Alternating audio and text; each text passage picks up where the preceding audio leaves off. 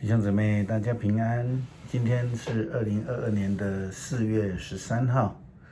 今天的经文是诗篇70篇，以赛亚书第50章第4到第9节，希伯来书第12章1到3节，约翰福音第13章21到32节。今天要跟大家分享的主题是天父的爱。从路加福音第15章浪子的比喻故事当中，我们看到了一个重点，这个重点就是父亲的爱。即便有许许多多的基督徒或是非基督徒都会说这个父亲他不公平认为呢父亲太过于偏颇于小儿子。但是事实上呢，并不是如此。我们如果退回来很平衡的去看的时候，我们就会发现，当故事一开始，小儿子他要求要分财产的时候，父亲同时也分给了没有要求的大儿子。那么，我们觉得父亲比较疼谁呢？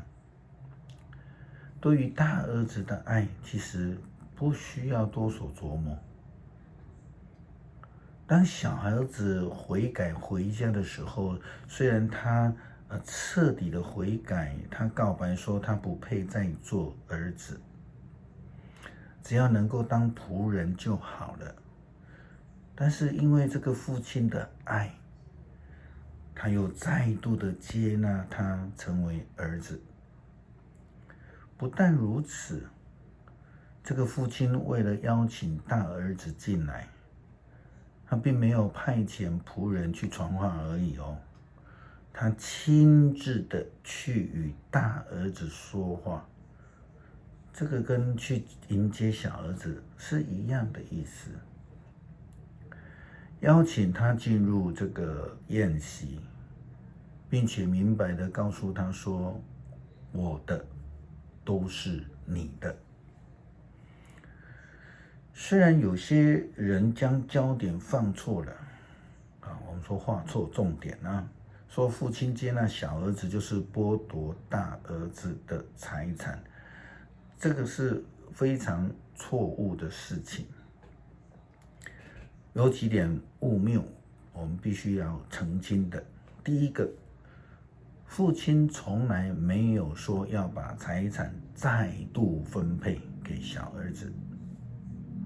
第二点，父亲只不过是因为当父亲的爱而接纳了儿子，这个小儿子。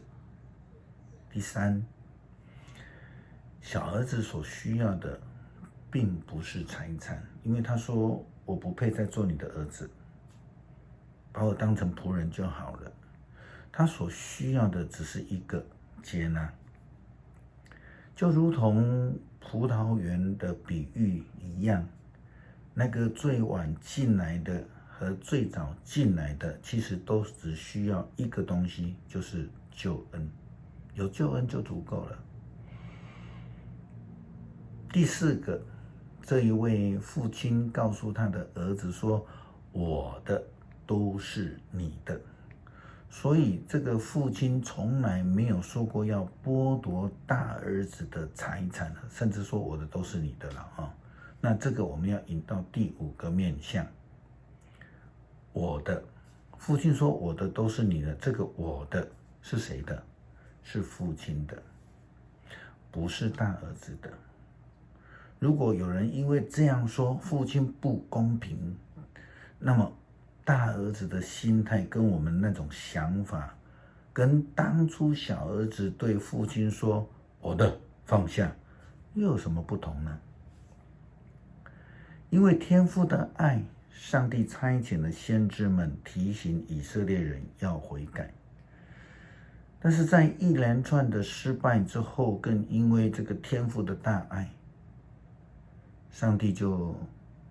这个天父上帝就差遣了他的独生子耶稣基督，成为了世人的代罪羔羊，成为献祭的祭品，让人得救，没有其他的原因，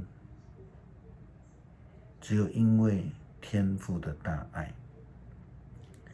以赛亚书第50章第4到第9节提到了耶稣的受苦，他如何的忍受痛苦，他如何的顺服，他为了世人的罪受侮辱的情况，他顺服上帝的旨意，降世成为世人的拯救。希伯来书第12章第1到第3节这样子的告诉我们，既然我们有这么多见证人像云彩一样围绕着我们，就应当排除一切障碍和跟我们纠缠不休的罪，坚韧地奔跑我们前面的道路。我们要注视耶稣，因为他是我们信心的创始者和完成者。他不在十字架前退缩，相反的，为了那等待着他的喜乐，他不把死在十字架上的羞辱当成一回事。现在他已经坐在上帝宝座的右边。想一想他的经历，他怎样忍受罪人的憎恨，所以你们不要灰心丧志。我们看到天父为了他自己的爱，为了要排除一切的障碍，因而他差遣了独生子耶稣基督成为世人的救主。为什么需要耶稣基督？难道先知就不够吗？希伯来书告诉我们，上帝为了排除所有的障碍，包括死的权柄，这不是人，我们说先知们可以做到的。只有耶稣基督能够胜过死亡的权势，拯救世人脱离死亡的权柄。就像约翰福音第3章16到17节说到，为了救一切相信的人，不至于灭亡，反得永生。耶稣基督在提醒我，郑重的告诉你们，你们当中有一个人要出卖我。讲这句话之前，耶稣才提到，我郑重的告诉你们，凡接待我所差遣的，就是接待我；凡接待我的，就是接待差遣我的那一位。前后两句话是非常对立的两种情况，一个是接纳，然后后面这个是背叛。同样的，我们回头过来看浪子故事当中这个小儿子以及大儿子，问题是哪一个是真正背叛父亲的人？